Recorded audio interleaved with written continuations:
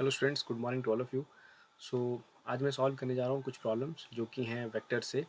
And ये problems हैं BM Sharma advanced JEE advance की बुक से, एक्सरसाइज 3.4 से।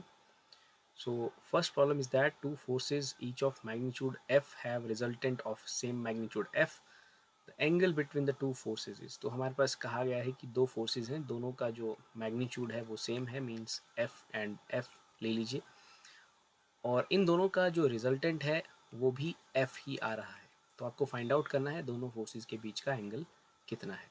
सो ये रिजल्टेंट का एक्सप्रेशन है दो वेक्टर्स के लिए। It is like A square plus B square plus 2ab cos theta. So यहाँ रिजल्टेंट दिया गया है एफ। सो आप रिजल्टेंट की जगह एफ सब्स्टिट्यूट कर लें। एंड दोनों फोर्सेस का मैग्नीट्यूड भी सेम है, so it is like F square plus 2f square cos theta. So we just do the squaring on the both sides ताकि ये रूट खत्म हो जाए. So it is like f square equal to f square plus 2f square cos theta, and then it can be written as f square minus 2f square. मैं वहाँ से 2f इधर ले आया हूँ. So it is 2f square cos theta. तो थोड़ा सा और सिंप्लीफाई करने पे हमारे पास आंसर आ जाएगा. So it is f square and it is equal to 2f square cos theta.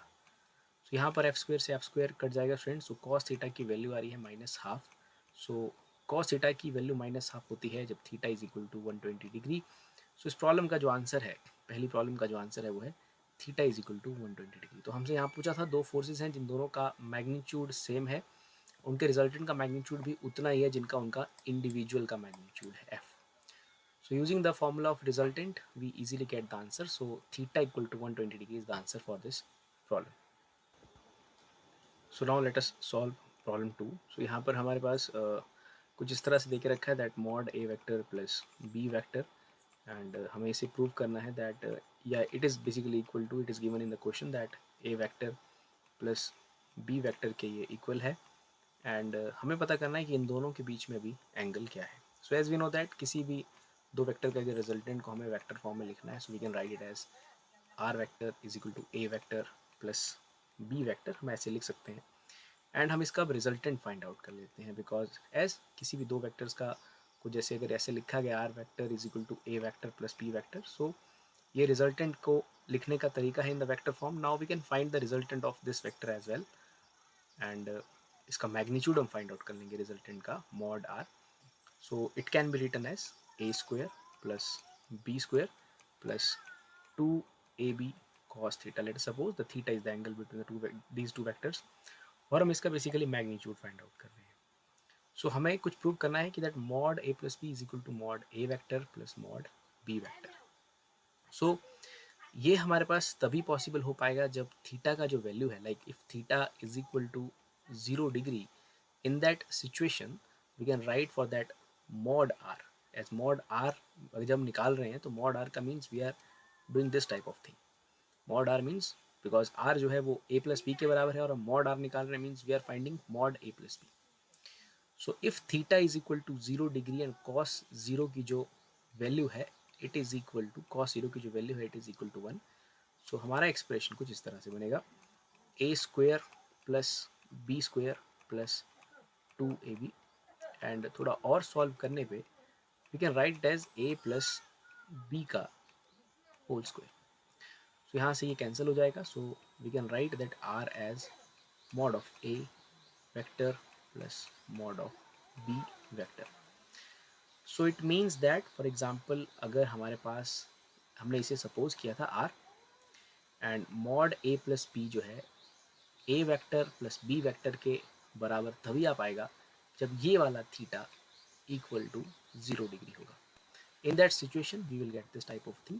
हमने आर को सपोज किया है A vector plus B vector, and then we find the mod there, और इसी मॉड को इस इंडिविजुअल मॉड्स के बराबर हमें प्रूव करना था.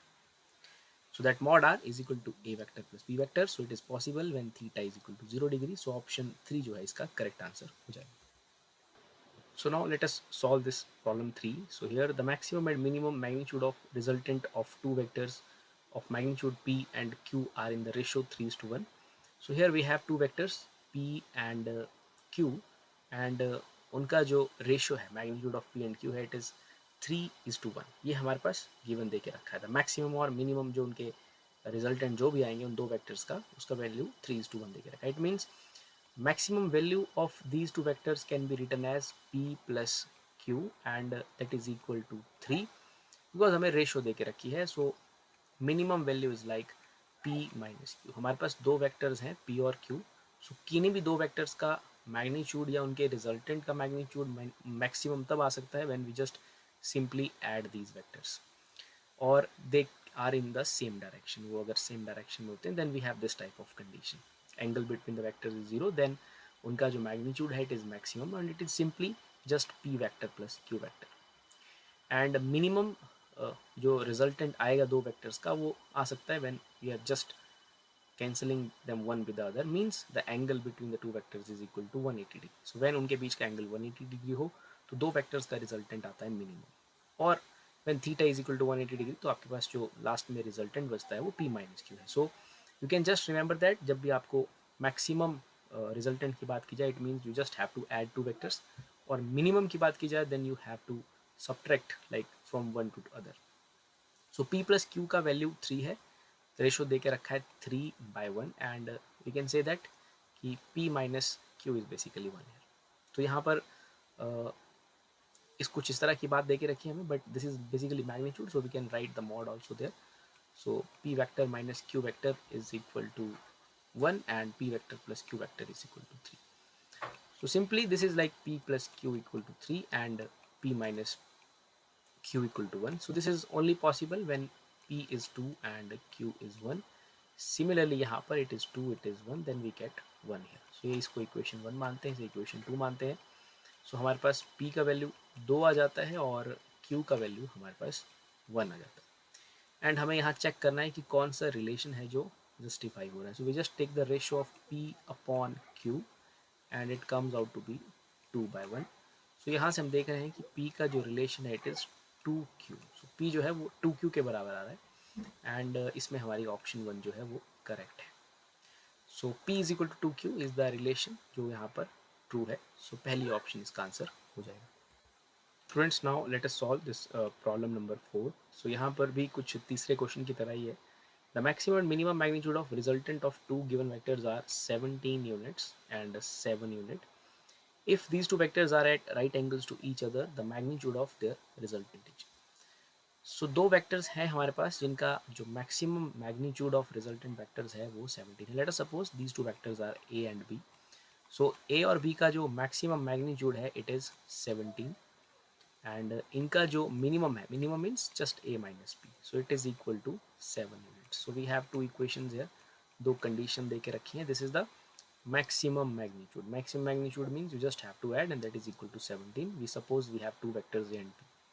And similarly the minimum is A minus P, it is equal to 7. So using these two equations, let's add these two equations. So it can be written as A plus P plus A minus B and it is equal to 24. 17 plus 7 24. तो यहाँ से B से B जा रहा है and from here we are getting A is equal to 12. So it is 2A equal to 24. तो A हमें यहाँ से 12 मिल जाता है। So obviously B is 5 here, तो हमें दोनों वेक्टर्स का पता चल जाता है। सो नाउ हमें कहा गया है कि इनका आपको रिजल्टेंट का मैग्नीट्यूड पता करना है जब दोनों वेक्टर्स ये 90 डिग्रीज पे हैं एक दूसरे के साथ। So we just use the expression for that resultant that is A square plus B square plus 2AB cos theta. So A square plus B square plus 2AB, A is given to us, मतलब हमें पता है B का भी पता है but angle is not 90 degree. So cos 90 is 0। सो मैं इसको नहीं लिख रहा हूँ इसलिए ये ख़त्म हो जाएगा। cos 90 is 0, so this entire expression is 0। So it is 144 plus 25, it is under root 169। So we can write it as 13। तो 13 जो है क्वेश्चन नंबर 4 का आंसर है और दिस इज ऑप्शन नंबर 4। तो option number 4 13 is the correct answer for this question. So now students we have to solve that question number 5. So question number 5 में है that which of the following forces will never give resultant force of 2 newtons.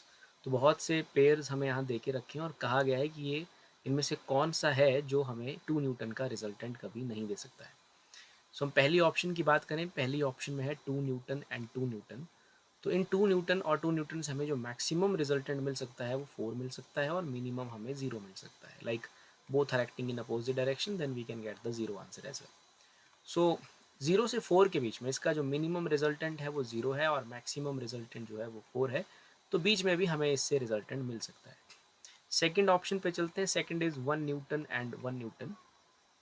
सो यहाँ पर अगर हम 1 Newton और 1 Newton को देखते हैं, सो 1 न्यूटन और 1 न्यूटन में इसमें हमें जो मैक्सिमम रिजल्टेंट मिल सकता है वो 2 न्यूटन मिल सकता है एंड यहाँ पर हमें 0 न्यूटन इसका मिनिमम मिल सकता है. So here we can get the that 2 newton answer as well. 2 newton हमें रिजल्टेंट मिल सकता है. फिर तीसरे पे चलते हैं. तीसरे में लाइक 3 न्यूटन एंड 1 न्यूटन है. तो यहाँ पर maximum is 4 newton and minimum is 2 newton. So again we can get the 2 newton here. तो बचती है लास्ट ऑप्शन. सो इसका आंसर है करेक्ट फोर्थ. बिकॉज अगर आप 1 न्यूटन एंड 4 न्यूटन को ध्यान से देखें तो यहाँ पर इन दोनों फोर्सेस के लिए जो मैक्सिमम आपको मिल पाएगा वो 5 है एंड जो मिनिमम आपको मिल पाएगा वो 3 है. 4 minus 1 3, 4 plus 1 5.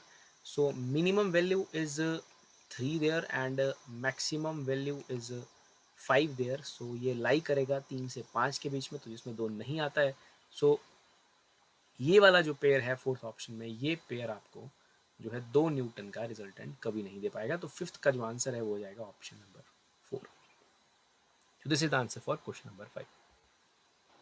And so now we are going to solve that problem number 6. So here the sum of magnitude of two forces acting at a point is 18 and the magnitude of their resultant is 12. If the resultant is at 90 degree with the force of smaller magnitude, what are the magnitude of forces? So basically we have two forces. Let us suppose the forces are represented by P and Q, and P is representing the smaller force and Q is representing the larger force. Let us suppose this, and it is given in the question that P plus Q is equal to 18.